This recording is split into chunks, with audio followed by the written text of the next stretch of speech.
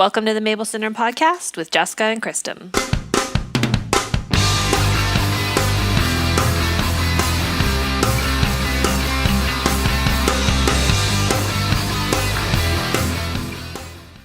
Hey everyone, welcome to the Mabel Syndrome Podcast. I'm Kristen. And I'm Jessica. And our guests today are Jen and Poli from the Bombpops. Thanks, ladies. And so for those who are watching, who's Jen, who's Poli? Oh, I'm Jen. I'm Poli. Awesome. So we like to start it with, what are you drinking? Okay, this is, I don't know. My husband makes tiki drinks, and he's out right now getting more supplies for those things. Oh, okay. But this is peach liqueur. Like, I'm going to try it just straight. Okay. Okay. Also, we're sharing this Modelo. Ooh, really good. All right. I don't know if is that for plug-in? Oh yeah. Oh, totally. Oh, Yeah. It's really good. it's going to warm your belly, I bet. Mhm. Mike's super into making All like kind of fancy tiki drinks. Like he got this book. I forget what it's called. Like a year and a half ago, and he has made over 80 different drinks at home. Yeah. And like, yeah, it's crazy. We have a little tiki bar cart, and they're all just like a big bush of mint on them, and like all these garnishes. Yum. collected all And of then, those. you, Tiki mugs. Yeah. and then you need like one bottle of everything to make all the different drinks. Exactly. So Yeah. it's collecting really quickly. Yeah. What are you ladies drinking? Yeah. What? Do you, Beer. I'm drinking beer. what kind of beer? What is it? A Notch Session Pilsner. Ooh, pills. Pilsner. Yeah. No big Pill. deal. And I'm drinking, this is what I was drinking last time. I'm drinking Whistler Lager. I usually drink vodka or tequila, but I'm out. Style. You're out.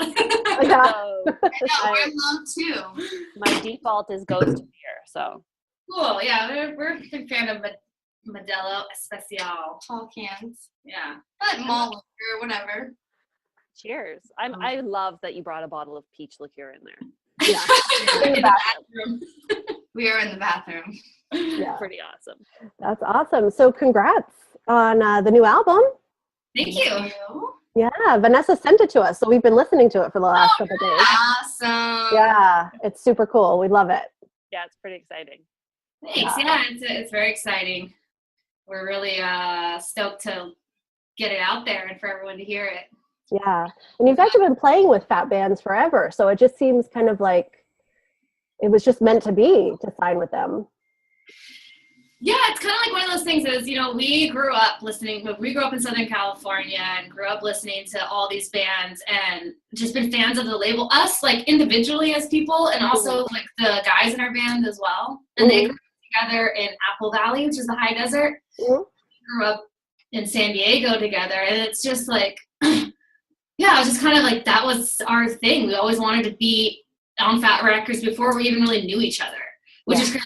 And Yeah, and when we met like forever ago at a practice space kind of, and I was taking lessons there from the guy that owned it. Mm-hmm. And she showed me tons of all those bands. I was like pretty young at that time, and we were just just moments of sitting in her car, like, we have to make this happen. Yeah. And that's what we told ourselves from day one, all the time. So it's pretty awesome that it happened. Yeah, I remember just like, I think the one CD when I was like kind of getting to know, I saw her and I was like, oh, that's really cool. Like, she's so cute and she's like so good at guitar. And then just asking her what CDs she had. And you didn't really have many CDs. Oh yeah, and my car's yeah, you did have Britney Spears and NSYNC and like because that's true too. Like the music that I listen to when I'm in my car, I'm straight up just top 40. Like that's what I jam to a lot of the time. So. But I remember I was like, well, you heard of some of these bands, and I burned you the Penny Bridge Pioneers, Melancholy, and she came back the next day, like writing some riffs that like sounded like it. I was like, okay, cool. Well, we need to start a band right now because this is perfect. Or like when you asked me, I was like 15 or something, and you asked me to go to the was it Unlimited show or something? Like I was like backstage, or like I got an extra ticket or whatever. And I was like, I just asked my parents. I can't go. They won't let me. Yeah. You were only 15? Yeah, I'm a bit older than her. I think I was 18. No, I was 20 when I think I met you actually. You were 13 and I was like 18, and I had met her. It wasn't for a few years that I started like interacting with you. Yeah, it was like illegal for yeah. Even then, like you can't stay. I'm like, come just for there in my house. Her parents are like, I was no, like, I can't do that. I can't just stay at anyone's house. Like, yeah. So. That's awesome. What a good story. You guys are doing what, well, I know what I like fantasized about doing when I was a teenager in my bedroom listening to all those bands, like, and you guys are actually doing it, which is one of the coolest things. I love that. Well, I remember once being at a show and I was seeing Lagwagon, and I just had no doubt in my mind. I was like, one day I don't think I really knew you at the time. I was playing guitar, like, but didn't really have a band. And I was like, one day, like, I'm gonna do that. There's no doubt in my mind that, like, yeah, that was the same for me too. Just whatever you see on TV or CDs you get, whatever. I was like, I have to do this, and that was the same thing. And it's crazy that we met each other in the same town, like. It is crazy. I was thinking about that last night. I was like, how did I meet like my like soulmate of playing guitar? Like, there's no other chick that I could play music with. Well, that's just. Oh, that's awesome. That was a moment right there. that was like the cutest thing ever. I love that. But you know, that's how Kristen and I are in a weird way. Like, we met through the internet. We've only actually met in person once, but yeah. So, but it's like this kindred spirit thing that we just like, you come together, right? You come together when it's supposed to, almost. Right. Yeah. Yeah, I was going to ask you, because you guys are so far away, or what the relationship was. Yeah, we met through the face-to-face fan club online, because we're both big fans of the band Face-to-Face. And Jessica actually is one of the co-founders of it. Oh, okay, cool. And so that's how we met. And then, it just kind of took off. And we decided to start this website and podcast and everything for women fans of punk. And it's funny because I kind of feel like we're two friends going through it all together. And you guys have been by each other's side through all this craziness over the years. And that's kind of, Jess and I are kind of like the older, frumpier version of the Bombpops with no talent, pretty much. It's so true. It's so true. I love it. So, but getting back to that, so it's been like 8 years in the making for you guys or something. Right? Yeah. And it has been. It's just funny because, like, well, first of all, the guys in our band, they're from the high desert where Face-to-Face is from. Those are like their hometown heroes. Yeah. Apple Valley, Hesperia, Victorville. Mm-hmm. It's been a long time. It's just one of those things when we started, and just, we had a lot of hurdles, like going through all these like lineup changes and stuff till we finally got. I mean, we always, like, I have to seriously count on my hands, but it's been like 5 bass players, 6. Yeah, 5 or 6 bass players, and that's like starting over every time. Too. Yeah. It's like, okay, now we have to. At the time, we were like renting rehearsal spaces by the hour. At that point, get a rehearsal space to re-teach our songs, which we had like so tight at that point. Yeah. But just not even that, just multiple things that you imagine in 8-10 years that you deal with. Well, also, I think so badly we got jumped when we started from the very beginning, even when we were playing with that first lineup. We just wanted to play shows. And looking back, it's like we weren't the best band to be playing shows at that time, even just getting better at playing. Like, I think we learned how to be in bands, like, by just going up there and being in a band. And,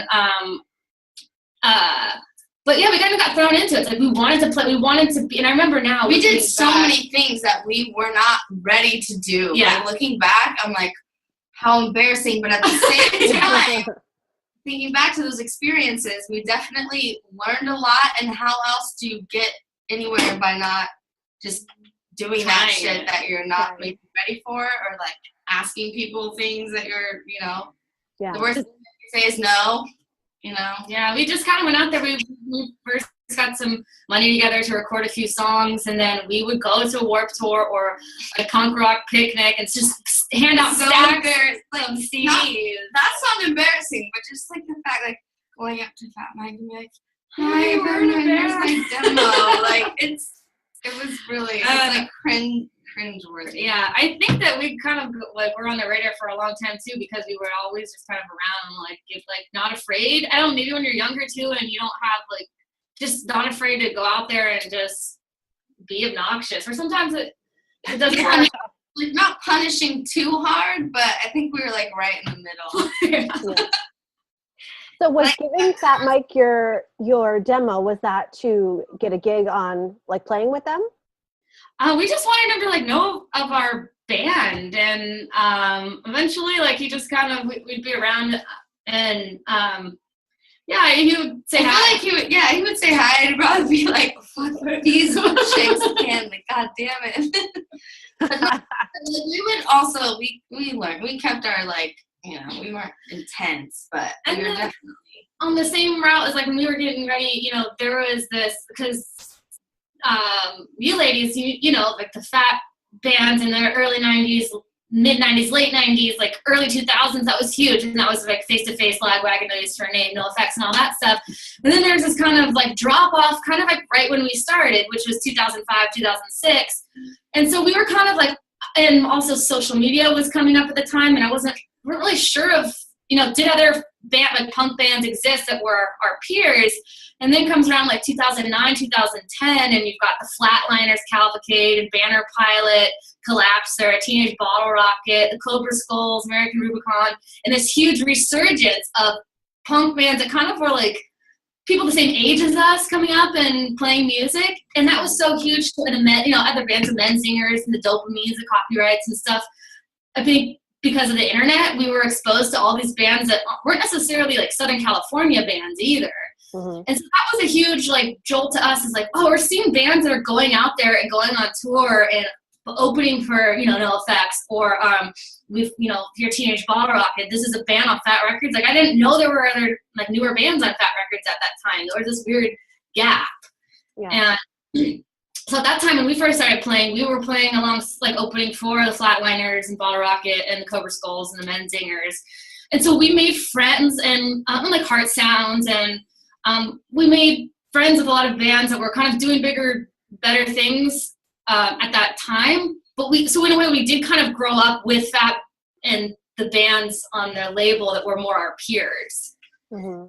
which was an interesting thing, because I think I always associate them with like the older and we generation. Definitely like meeting up with people on tour and like always crossing paths, kind of weirdly on tour and stuff with all those bands. We'd be somewhere and then end up, you know, the next night there's a show with the Men Singers and we're like, go and see them, and that was cool. So that's where I think we felt just part of that community. It was a right time. Although we got some kind of, I think we jumped into it really early and like maybe not as prepared because of all of our stuff. We just also got a lot of that under our belt.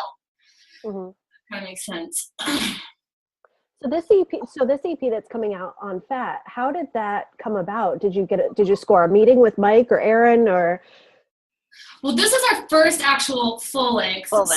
Yeah, that's right. Full length. Because we've only had EPs, which is another thing that like, how are these, you like only, you've been around for this long, you don't have a full length. And we, you know, all those things we talked about lineup changes and all that, but this is like, again, that same thing is we've just been around Fat Records for so long. So we did get the opportunity to open for No Effects year in 2012. We were... That first show was in Philadelphia, right? No, we were on tour basically. We routed this tour around. We didn't know what we were doing. We didn't have a booking agent. We just wanted to go on tour.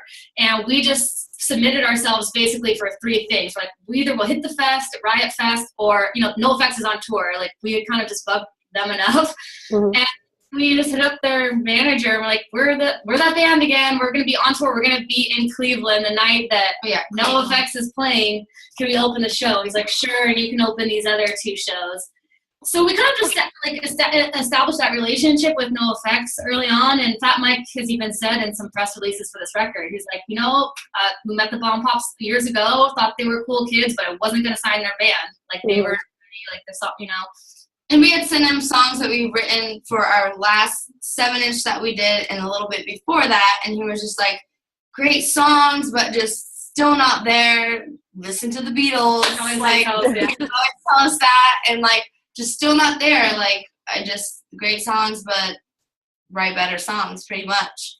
So we just took that to heart and did it. And I think also throughout the years we were did a few tours with Swinging Utters, with Bottlerocket. So we had this kind of relationship with these bands that I think it was just always in our ear. And then Erin was always so nice to us, so say hi to us. You know, if we were backstage, like she wanted to talk to us, was interested in what was going on. And we had talked to her maybe a year or on that Swinging Utters tour, and we told her we wanted to record. She's like, send it to me when you do. And we just knowing that finally we're at a point where if we send them music, at least they'll listen. I think a lot of bands would love for Fat Wreck to hear their music, and he might not ever listen. So we knew that at least if they listen, and he has been honest. He's been brutally honest with us in the past. Mm-hmm. What did he say about this album? Oh, he said, well, let's see. We emailed, and he's like, I'll take a listen this week. And we emailed it to him, and like 15, 20 minutes later, he was like, I love it. Yeah, he just said, wow, you guys really did it. It'd be my honor to put it out. Oh, wow. That's awesome. Yeah. So it wasn't any, because we always were like, okay, what is he going to say? He's going to, you know, he is, like I said, brutally honest. He'll beat apart stuff, but he just said straight up, it'd be my honor. Finally did it or whatever. Yeah. Wow. That's so cool. That's a great, what does that feel like to get that response back after trying like that, and then just be like, holy shit.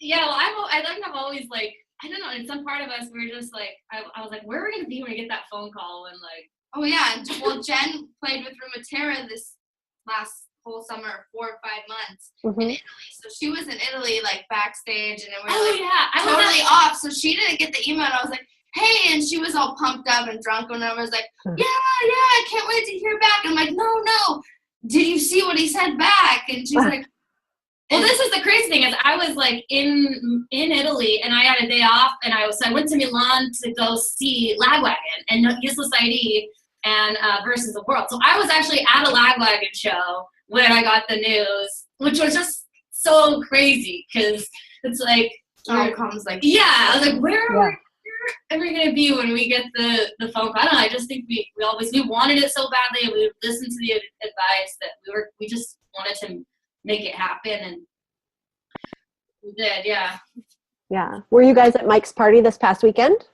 No. We saw the cake that Jenny made, and was awesome. Yeah, I know, that looks crazy. Oh my gosh, there's like the top is like the happy birthday, like the 50 like candles. It's a 50, and they're like bondage, like a ball gag. And like a big bud on the top. Yeah. Yeah. I don't know. But yeah, I guess it was, I remember his 45th birthday because we were at a show, or we played or something. It was his 45th birthday, and there was a bunch of string of shows with No Use for a Name and Lagwagon, and went in the bathroom. Yeah, do what you gotta do. Okay, our podcast, and some people will be watching it, but for those that are just listening and not watching, the girls are in the bathroom for this, and a toothbrush just made an appearance. That was that could have been something else. Well, that's what I was going to say. I was like, for the people that are listening only, they're like, what the fuck's vibrating? What is that buzzing? Well, on that was Poli and something buzzing. And on that note, Kristen and I are both in our bedrooms, so yeah, you know, it could be that where it's coming from. That's true. It's not coming from my bedroom. It's totally coming from Kristen's. That's your imagination. That's so dangerously good. Did you try that? Yeah, this is really good. It's really tasty. Can you hold it up to the screen so I can see the label? The taste. It's peach, brandy. It's kind of a weird thing to plug out of a bottle, but hey, we've been. Oh no, it's not. Yeah, it's not that weird. I've drank worse. Mm-hmm. Oh, us too. Yeah. So you guys have some tour dates coming up in mostly California, I think, right? All California. All California. Yeah, for our record release, we have a string of California, and we've got San Diego, Los Angeles, Ventura, and San Francisco, and then we're going to Phoenix, Arizona, and Las Vegas. And we have some stuff we can't quite announce just yet, but in the next few days, or maybe a couple weeks here, we'll be announcing some of our first tours in support of the record. So that's exciting. Yeah, that's really cool. But I'm curious too, Poli, you missed when we met Adler, and Jessica and I were saying that we're both moms. So I'm wondering if you have kind of rules for being on the road. Like, are you going to try to be only away for a couple weeks? You're going to take him with you? So the goal for me always is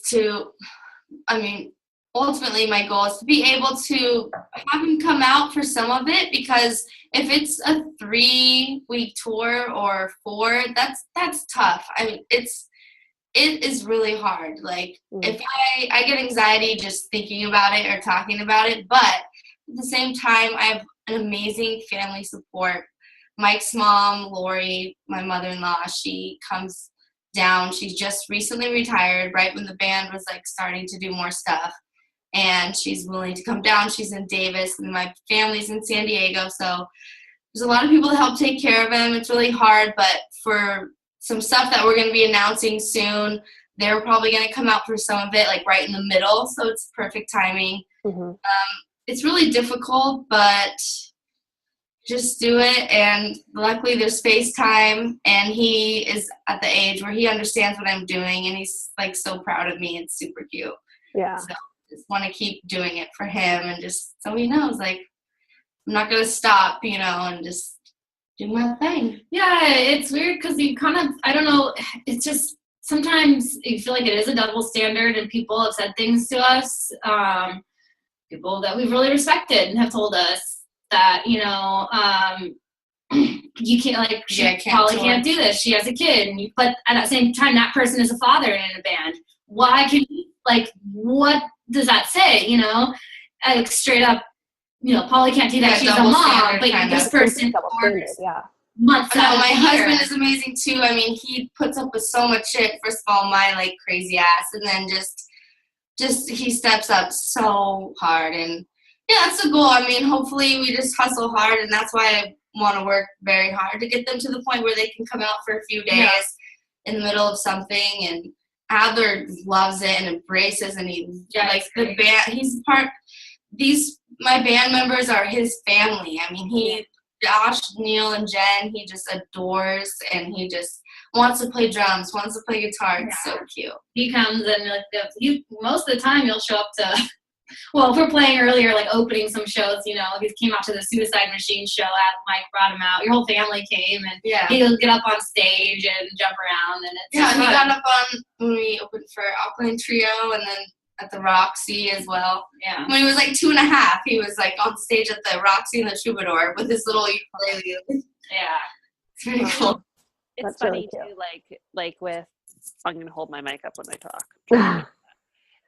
It's funny, like, with parenting, being a mom, and like, it's constantly like, am I doing good enough? What could I have done better? Like, we're so fucking hard on ourselves, and like, really, everybody's just doing the best they fucking can, whether you're in a band and touring for 6 weeks, or whether I went to work for 4 hours today and my kid has her iPad while I do a podcast. Like, you know what I mean? Like, I work, at a restaurant when I'm home, and I'm able to be with him all the time. And then when I'm gone, I'm gone for a little bit while, but I'm home with him a lot. And I feel what you're saying. Like, it's so hard being a mom, just the judgment. And then like, do I not post photos of him on social media? Because I've like lost friends over the fact that they like think I post pictures of him, and it's weird with the followers or whatever. And it's so hard. You just feel judged, and people that are like, I couldn't leave my child for that long, and I feel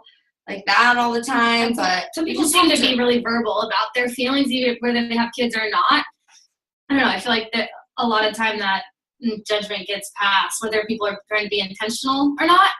It's it's natural. I mean, I feel that same way about myself. I'm like, how could I do this sometimes? But Yeah, it's like we're not hard enough on ourselves without other people judging us. Like shut the fuck up. It's and I always say to people too, like especially my friends that are new parents. I have a 6-year-old, so my advice to new parents or new moms or dads is like, you know what, just because something works for one family doesn't mean it works for yours. It's whatever works for your family works for your family. End of story.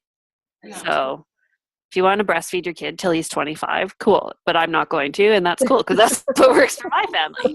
Like. No, exactly. I'm not. Oh, trust me, I know all that stuff. Yeah, it's hard. With social media these days and all that. Well, it's cool I feel like for Fat to be the label that we're on. Like they have such a good standing with their bands, and I don't know. It's like you're on this rad label, but I don't think you don't have this intense pressure of some. I don't know. I feel like we're like they get the whole family thing. I think that they. Yeah, I think that was a huge part of it too. I think that they, I don't know, respect that fact as well. Yeah, especially coming from like just talking to Erin and Vanessa and people like moms that kind of have a lot to do with that label. That's really cool. Yeah, that's really cool. Wow. So what's your favorite song on the new album? Oh, I don't know. I really don't know. Well, I mean, probably Be Sweet. Yeah. So we wanted to ask about that song specifically because we heard the backstory to it. And last night I listened to it and tried to transcribe all the lyrics to try to get it and everything. So that's a really sweet story. Why don't you tell us about Brandon and how that all went down?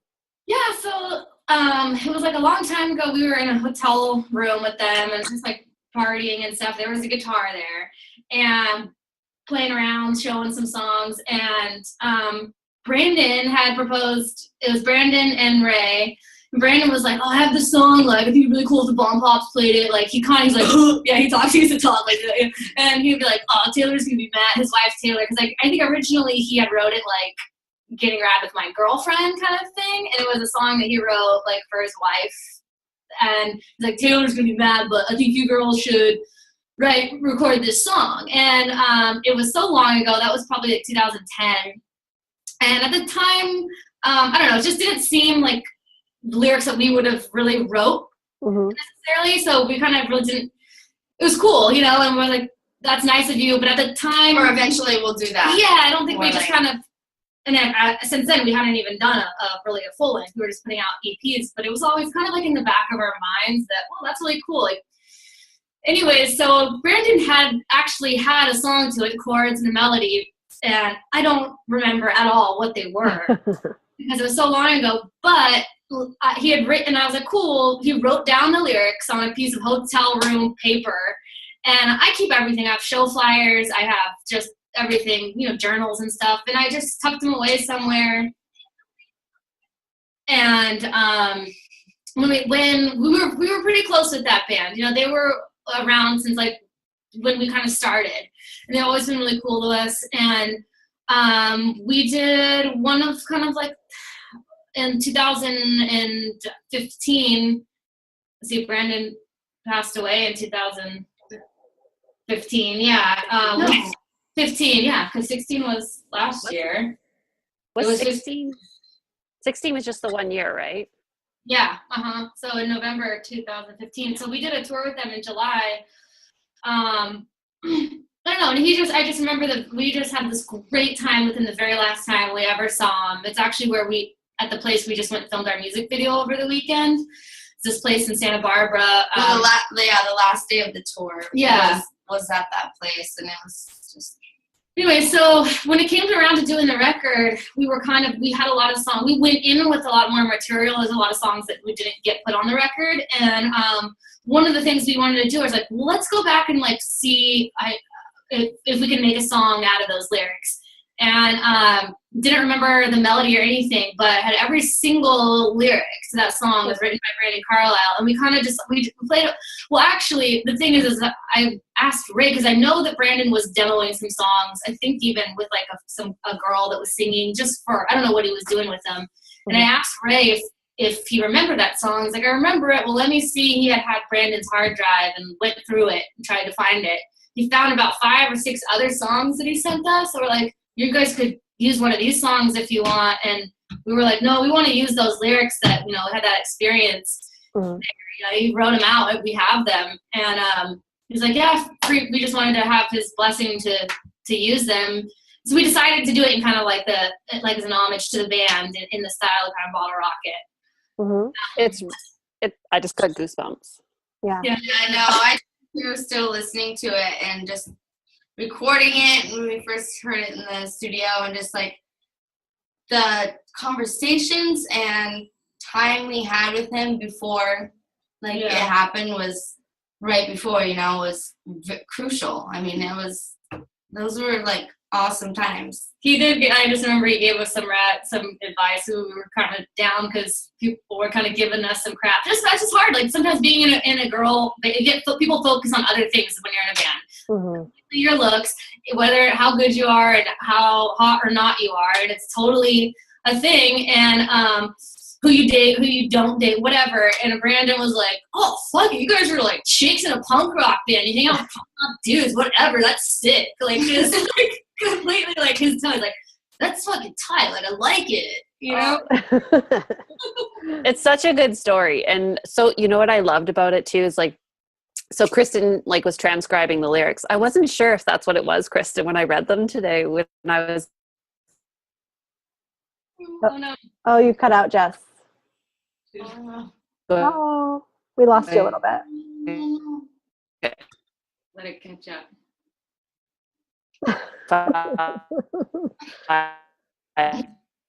Close. We're having technical difficulties. I just closed out some of my windows. Oh,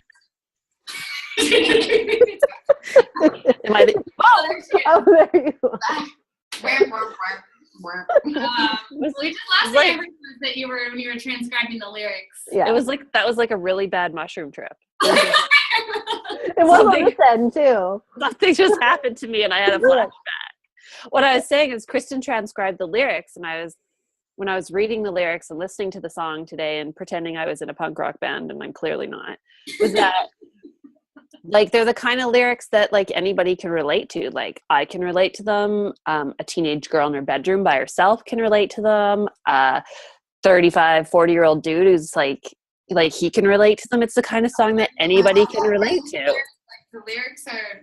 Well, that was like kind of off-putting about it too, because it's like we've tried to kind of steer away from those type of lyrics as a band because I feel like they're a little bit cliche, like girl bandy, like which is totally fine. That's great, but that's not kind of the band. Like I think we've never like written lyrics like that. Yeah, and when Brandon proposed those lyrics to us, like I was like, that's cool, but like I don't think that like we wasn't sure quite how we felt about singing them. And in hindsight, that's what's so awesome about Bottlerocket lyrics. Is like they're just straight to the point. They're simple. They're fun, and you gotta love the girl songs, you know. And oh, okay.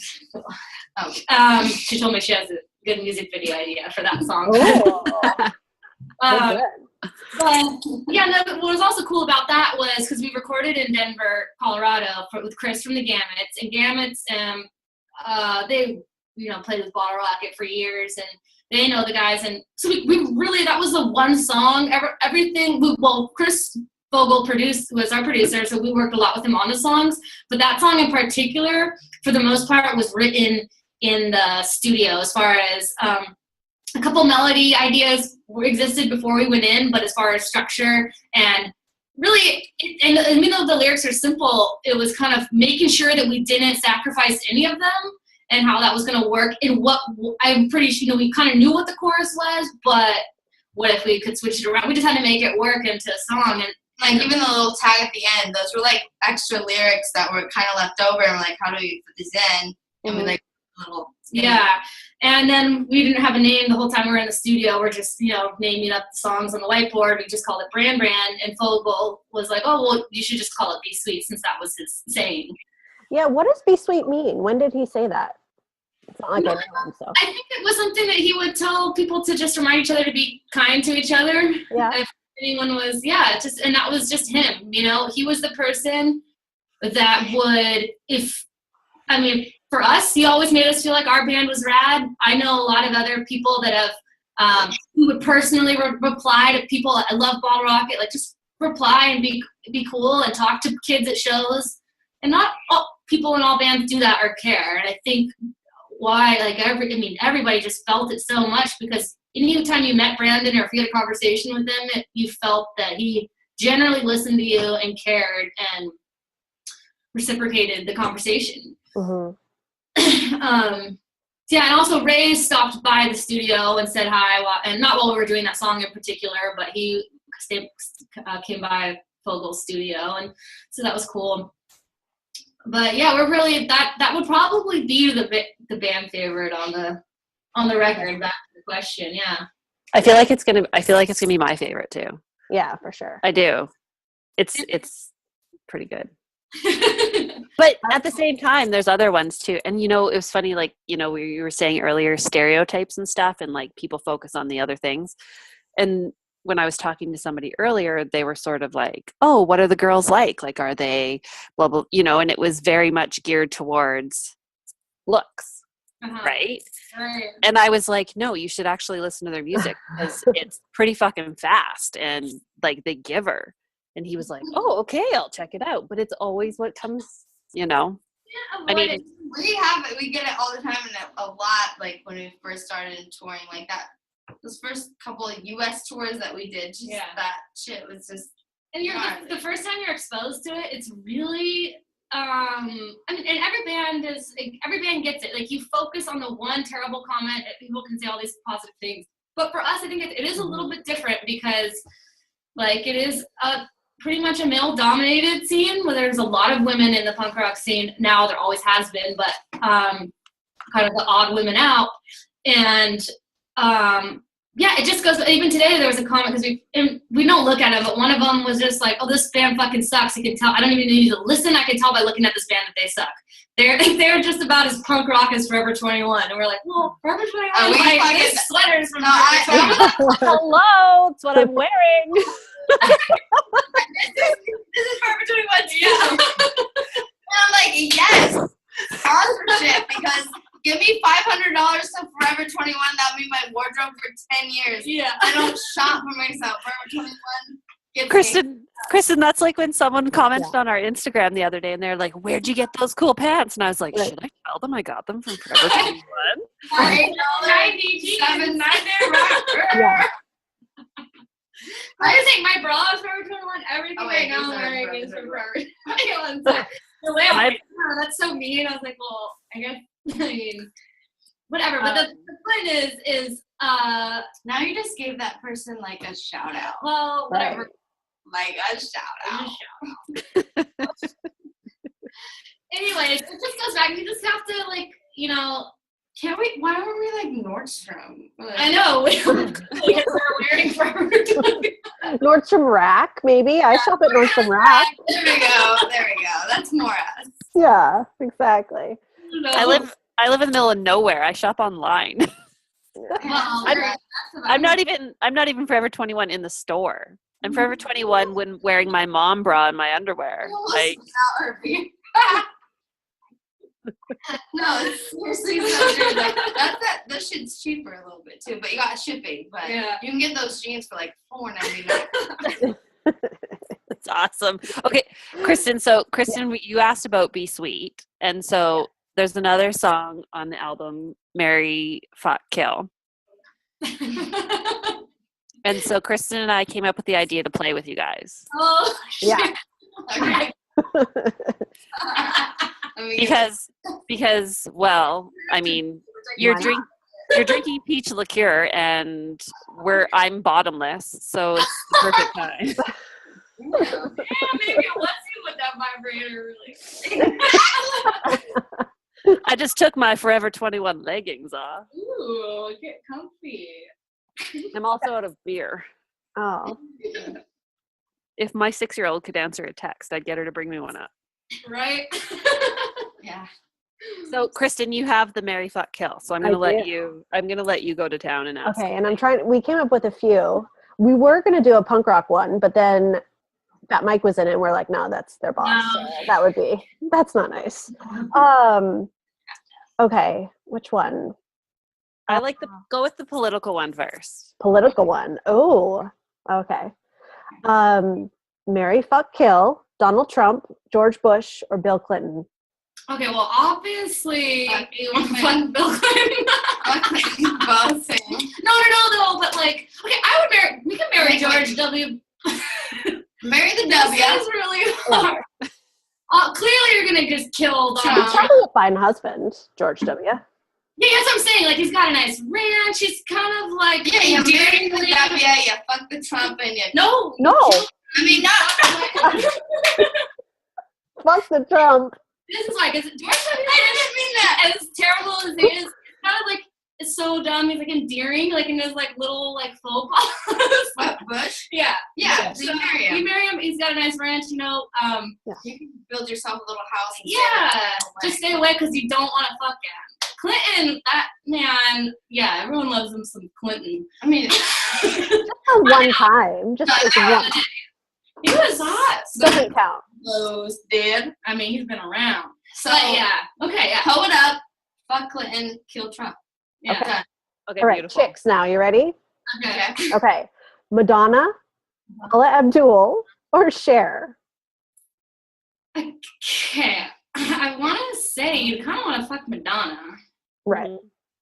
I just could do without Cher, so we'll just kill her off. Yeah, kill her, and then I might marry Madonna and fuck Abdul. Paula Abdul, yeah, she Sees. Have you seen her clap on American Idol? Yeah. She has that crazy that could be good in bed. I don't know. Yeah, she would. She would be like crazy. And I guess I feel like Madonna, she's all kind of like, you might have an interesting She's lifestyle. a mom. She would like, but I feel like she would take care of you more. She's more rich. Yeah. She also is like kind of funky. I feel like she has like would have an interesting lifestyle. You'd like to like live in her house. Yeah. Totally. So I want to live popularly. Just fuck her and get out. Yeah, fuck her and like take her shit and leave. Well, on that note. Like that pussy though. Okay. On that note, thank you for spending so much time with us, ladies. Yeah, dude, this is like really fun. We should do this again. I want to hang out. Oh. I can't believe you guys have only hung out once. Yeah. Like 8 times. Yeah. Wait, we should all hang out like 8 times? Yeah, like I feel like we should hang out like 8 times or more. And then we're trying to figure out the next time we're going to hang out, whether it'll be like Riot Fest in Chicago or Punk Rock Bowling. One of those. We need your girls is well, actually, we have your Can't email. say. When one of those things or all of them, we will get together and do this IRL. Yeah. In real life. Awesome. All right. So your album comes out February 10th. Mm-hmm. And yeah, I agree, but she's getting like gnarly. Sorry. The peach liqueur is kicking. It's kicking. I feel we have to go to band practice. Mm-hmm. Perfect. Isn't it better a little buzzed? Yeah. Well, Everything's better a little buzz. We tend to like go from a little buzz to like the next level really quickly. So we need to See, again, we could hang out 8 times or more, and it would be totally cool. 8 times or more. Or more. Just 8. Actually, probably just 8. I'd like to make the decision for the 9th time on the 7th visit. So let's just play it by ear. You guys are awesome. Thank you so much. Yeah. Thank you. This is really fun. Really fun. We don't want it to end. I know. Good. We have lots more questions. We got through like half of our questions. Oh, I mean, well, it's up to you guys. Let me see. Wait, I have a fun question that we didn't get to. Oh, okay. Okay, this one's for Jen. Uh-oh. Hey, if you want this to go on, I got a good one for you. Yeah, I'm interested in this. Yeah, you're like, careful what you wish for. All right, so I read somewhere that your boyfriend, like you and your boyfriend maybe met on a reality TV show. Okay. No. So I went to Italy. I can't Oh, okay. So I went to Italy last year. I met this band in LA, these Italian guys, and anyways, I met them through another Italian friend of mine, and they came up to me and were like, "Hey, we want you to be in our band. Like, we're from Italy." And basically, their idea was they picked me to be in their band. I don't know if I can divulge this information because it's their fans kind of. It was a fake reality show. It was a reality show. Yeah. That you were already. Like, I was already the winner of. Yeah. I don't think their fans will see this, but maybe, I don't know. Don't. Yes, but yes, I anyways, just to, clarify, basically at the time I just kind of started hanging out with this guy. He wasn't my boyfriend at the time, but I was already chosen to be in their band, but they were doing a TV show to kind of like vamp up the experience. So in their mind, they were coming to America to choose a guitar player to take back to Italy, which was me. But they wanted to, for their fans, some promotion, and they did a reality show where other people were like contestants to be on this show. But they needed, so they did like some casting. They didn't find right people that were believable that they would want in their band. So at the time I was like, come do this with me, like be a contestant on this show. So I got him to be on the show as a contestant. Oh, okay. And I kind of like, I already kind of had the gig, but he was still like a contestant. Yeah. So, and at the time he was like, I just wanted to really hang out with you. So I did. So kind of, I mean, it's kind of right because not that you met on there, but the love grew from it. Yeah, I was just glad that he did. And they actually, when they met him, they didn't know, like, he wasn't my boyfriend anyways, but they were like, we need more cool people. Like, they're cool, you know? We're like, yeah. And actually, the other girl that's on the show, she used to be in the band Savette. Do you remember Savette? I've heard of it. They were on Hellcat Records. Okay. See, I didn't even try to lie. Did you see me? I was just like, no. No. Yeah, they were cool. They were on. I'm supposed to lie about shit like that. I'm supposed to be like, yeah, totally. Of course. Contestant to play guitar, and they were like, we can't have Poli because she's in your band. You guys can't be like, you know. So, my friend Susie, she was a fantastic guitar player, and she has a band called Turbulent Hearts, and so she was on the show too.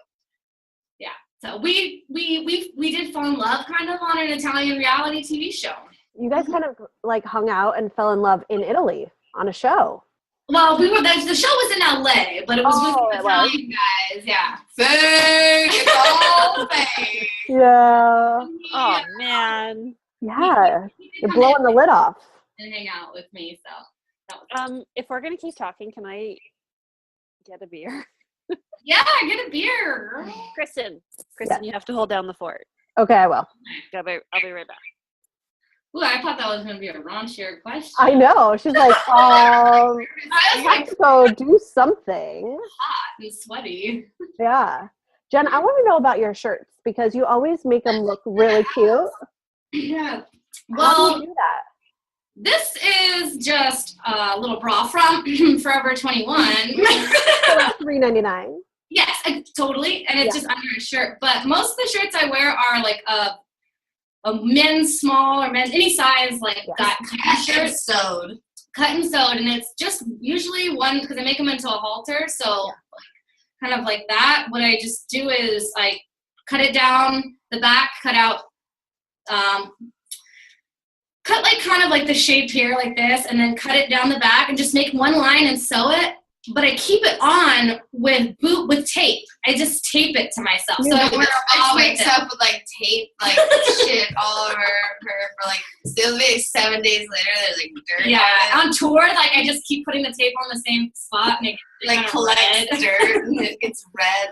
But it's my favorite shirt because it's kind of like, and I wear like instead of a bra, just like pasties, just so the nips don't like. I'm not a big fan. I know nips are like really in right now. Right. But I like to just not have the nips showing, and then I just like tape it here, and then like on the sides, you get a little side boob. It's all about like you were like lacy bras or like the bandos. Yeah, kind of like another layer almost. Yeah. So that's the other thing is like I'm a big fan of all this stuff. Is super. Forever 21 has all these really lacy, like delicate kind of bra things that you can wear, and they're not padded. And then like a regular band T-shirt, just like cut out the side, and if it shows. Because that's one of our things is we love to wear band shirts and like support our favorite bands and everything, but they're always kind of manly and ugly. I don't like care for the girl cut shirts. Like I always would prefer because you can cut it. So, but I'm totally gonna tap into that. Yeah, we need to try to get some good girl merch because it's like, this is a great shirt. This is just, and this was like a rare one because a lot of times you'll get the Sunday shirt is good. That's tank really top cool. ones, and they're kind of either too thick or they're like a cheap. This is just a great. I think it's like I think it's an American Apparel shirt like brand, but yeah, I feel like for the girls' shirts, if anyone else like if we want to buy a band shirt, I never buy the girls like cut. I don't know. And I think they're really limited to what girls they fit too. Like you can't, like if you're too big chested, like none of those fit that well. And also, you know. True. I don't know why it's doing that, but yeah, we need to get up on some really cool girl merch. Who do you like? The Interrupters have some good girl merch, Kristen, right? And the Face to Face guys came out with some really good girl shirts this year too. Oh, really? And you know who else has really good girl merch is Jimmy Eat World and Propagandy. They got it dialed for girl stuff. Yeah, how are they? Like they're long, which is nice. They're not like cut off. It's not like a crop shop. At like, you know, my belly button where my like mom's stomach hangs out. And then they're like they're like, I don't know, just, and like I've got big boobs, but they're like just fitted right and long. Like I feel like hot, but I don't feel slutty. Like I like that like longer. Yeah. Because when you do, I feel like the band merch takes a little while longer to catch on with the trends. Like for example, all the shirts, the girl shirt. I was into a time. Remember the baby doll shirts from bands would always have. And that was a thing. It was like the early 2000s, and they showed your tummy, and they're cute. But now you couldn't get away with like nobody would buy that now. Hey. Oh, Marlo made an appearance. this is mine. Hey. oh, How's it going? You froze again, Jess, I think.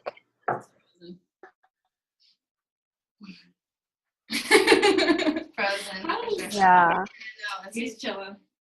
He was like talking to himself. I know. He's just Oh, what a good kid. He's a good one. Oh, she can't hear you. Hold on. And you know. Oh, see, it's totally okay. Bye. Thanks, babe. Did she bring you a drink? Sorry. Did she bring you a drink? Oh, did I? She didn't, but I she didn't, but I poured tequila in a glass and I'm just drinking it. That's great. Perfect. With what, a lemon? Wanna hang out Yeah. in real We're life. having real life FOMO. I know, with our kids and tequila. Totally. That's how we do it, Kristen and I. Yeah. We make a lot of jokes about being like, I walked in on like the merch conversation, but like, were you talking about mom bras, Kristen? No, not this time. Oh. We were talking about $3.99 bras from H&M or Forever 21. Who can buy bras from H&M Forever 21 unless you're like 14? Sorry, you guys, somebody can. They're some of those bandos or whatever. I like the other day because my mom got me sports bras for Christmas, and she got me all smalls, and I'm like, Mom, my boobs are like C's, and my body, like I seriously was sore the next day from trying them on. Just try them on and let me know if they work. And my husband had to get me out of it. And I'm like, Mom, I'm not as small. It's okay. Oh. Just commented on your boobs the other day. I was like, they think your boobs grew. I know. Well, so did everything else. See, I always say, because like I've always had really big boobs.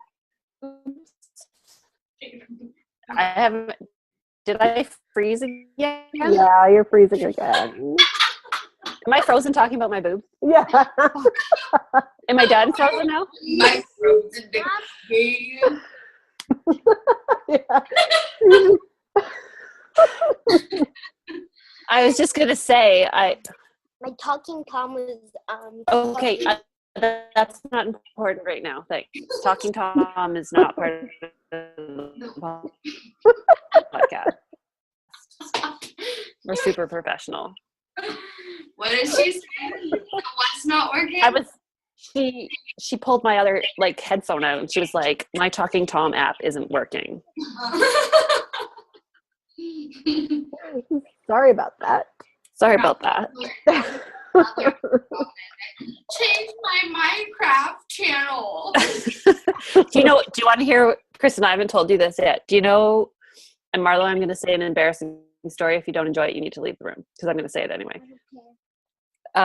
We're driving in the car the other day and she says, hey mom, guess what? You always know something's coming. And I said, what?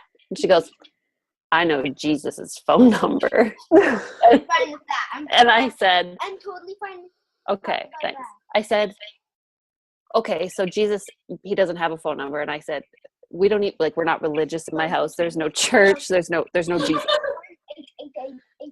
Thanks. I'll tell them the number. And she's giving away the punchline. She is. She's like, his phone number is 1-888-888-8888. And I said, well, and I shouldn't have said this, but I said Jesus isn't real. Oh no. And then I backtracked and I was like, well, some people think Jesus is real, but our family doesn't believe Jesus is real. But if one day you think Jesus is real, that's cool. And then I said, so she said, I saw him on YouTube and somebody called him and Jesus knocked a lamp off of a table and broke it. And it was scary. And I was like, what are you watching on YouTube? Jesus. Apparently. How did she get, someone calling Jesus. Do you know, like, all about Ryan's toy review and all that? Oh my God. Yes. Do you know about the lady who makes like $1.7 million a year opening up fucking Kinder toys? Yeah. Mm-hmm. It's crazy. Yeah, but Ryan's toy review, that shit pisses me off, that little fucking brat. And then all the Minecraft stuff, he watches like the Minecraft. Well, the one time I babysat Adler and he was like, just put this on, like, when if he's like, you need to do something, and it was like Spider-Man, like in some. Oh yeah, he was super into that for a while too. It's like those adults that are in the Spider-Man and like Elsa. They like, there's no voices, it's just music, and they're like showing around, like washing dishes. He's like shaving his face in the Spider-Man costume. Oh, I haven't seen that one. Kristen, do your boys have YouTube? Do they have YouTube? Well, do they watch it? Do you have the 4-year-old? They don't have YouTube. They play like Angry Birds or something. Do you have the internet in Boston? I know. But they don't have access to the internet to call Jesus? No. I try to limit that. That's so funny. I love that. Honey, Jesus isn't real. But Santa is.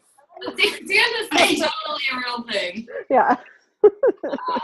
So I was telling that story to my mom last night, and my mom, okay, so like, for example, my mom was the kind of mom who, when I grew up, she was like, I'm closer to any god in my garden, digging in my hands in the dirt, drinking a cider than anything else in the world. So, and like Bob Dylan was Jesus in my house, basically. And so I told her that story last night, and she was like, you can't say Jesus isn't real. And that's when I backtracked. A day later. Oh, Mom, I should have just told her to go listen to some Bob Dylan. Yeah. Right? Yeah. Gratitude. I know. That's fine. You can't, I don't know. Mike's really like, I grew up Catholic, like every step of the way. Baptism. Oh, wow.